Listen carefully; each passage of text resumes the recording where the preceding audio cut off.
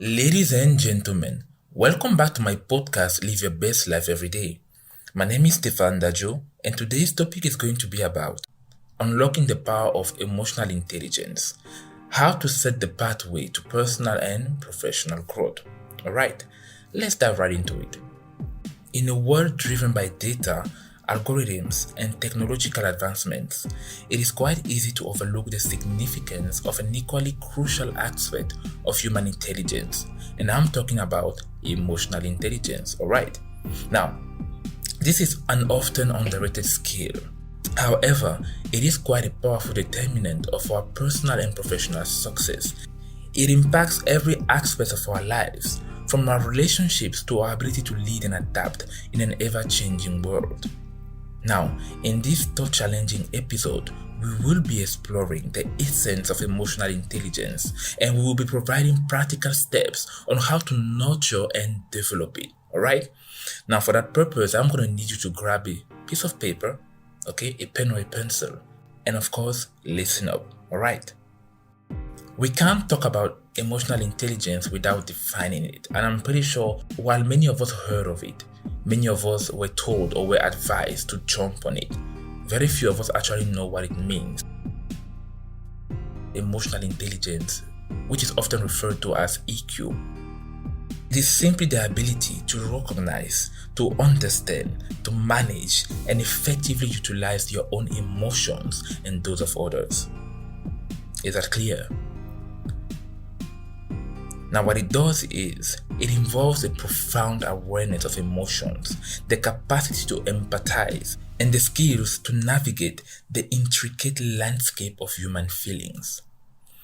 EQ is not just a soft skill, as many may say, because I know some of you guys are already rolling your eyes till seeing the back of your head, telling yourself that, this is not really going anywhere. This is not really going to benefit me on the long run or on a daily basis. But trust me, this will benefit you because it is a foundational element of our social and emotional well-being. And we all know that if we are not doing well emotionally, we cannot perform in any aspect of our lives. That's just it.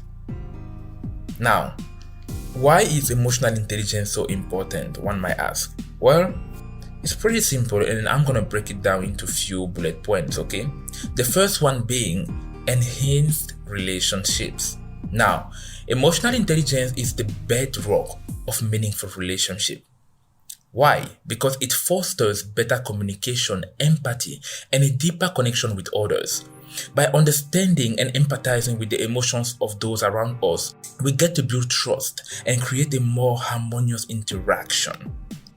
You need to be able to master yourself in order for you to begin to understand other people. That's how it works. And of course, when you enhance or when you tap into a certain level of emotional intelligence, that kind of puts you on a certain lane where you can better understand the approaches of other people, or you can better understand what other people feel, for example, or you can better even relate to other people based on how you relate with your own self, if that makes any sense altogether. Now, the second step is effective leadership.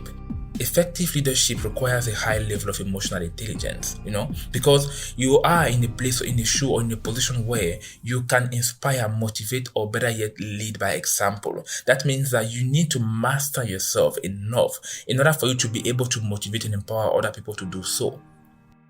Effective leaders understand the emotions of their team members, therefore leading to a greater teamwork and productivity. That's how it goes. Now, the third bullet point is resilience.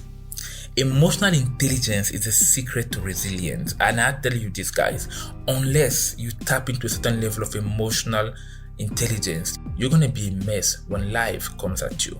You're going to be a mess when you face challenges. You're going to be a mess when something happens to you. People with a high level of emotional intelligence bounce back from setbacks pretty quick. They adapt to challenges with grace and determination, and that's what I need you to do, because they use their emotional awareness to fuel their problem-solving abilities. You do not start panicking Now, I was discussing this with my team the other day. I told them, guys, listen, I need you to learn not to panic. I need you to learn to gather yourself together, to compose yourself whenever something happens that might seem out of control. And I took one example because one of them asked me, but then how? Like, how do we know that we are panicking? And I told him, listen, if something happens, there's a situation going on, and suddenly you start running around like a headless chicken, what happens is you lose track of what you should be doing in the first place.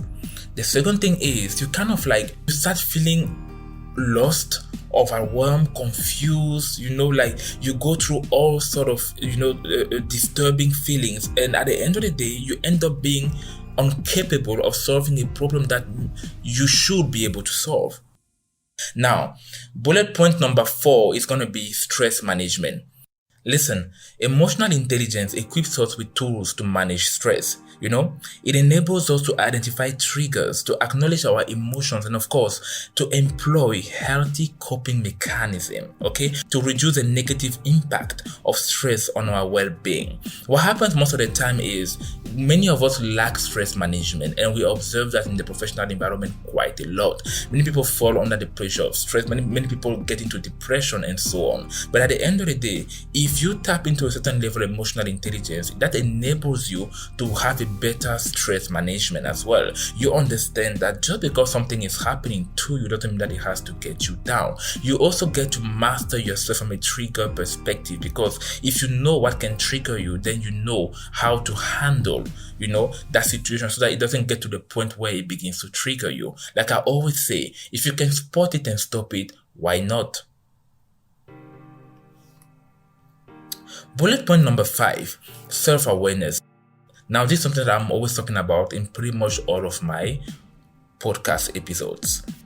Self-awareness is a critical component of emotional intelligence as well as everything else, simply because it allows us to recognize our strengths, our weaknesses, and triggers.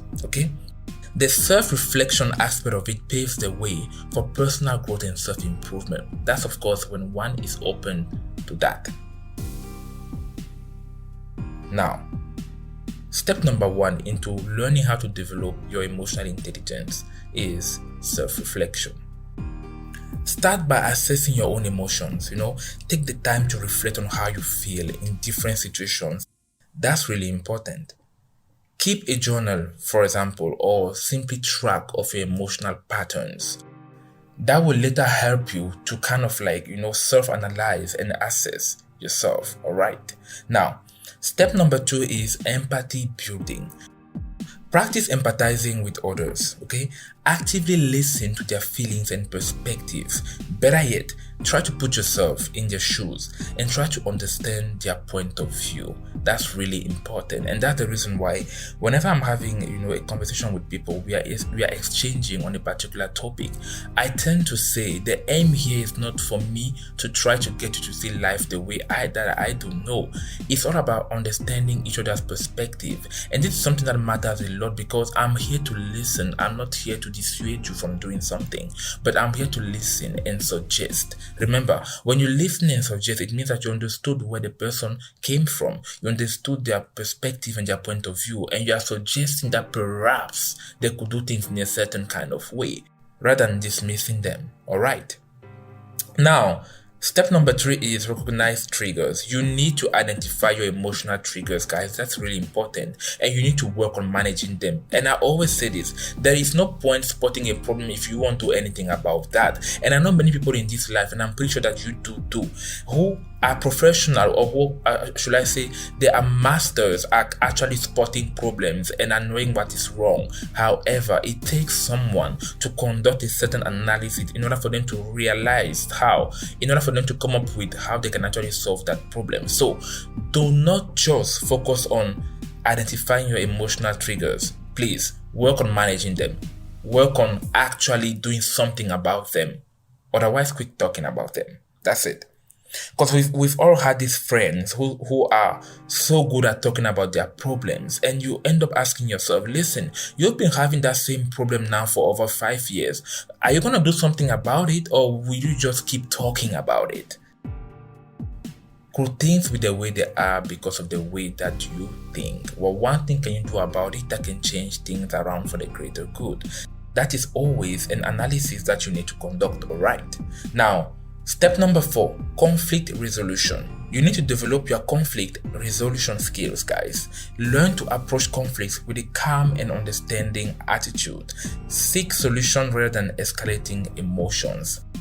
Now, guys, what I will tell you is emotional intelligence at the end of the day is a profound skill that has a transformative impact on our lives. It's not static, no. Rather, I would say it's a skill that can be developed and refined over time. I mean, it's a continuous thing. Now, by actively nurturing your emotional intelligence, you unlock the potential for personal growth, for stronger relationships, success in both your personal and professional endeavors. And that's something that we want at the end of the day.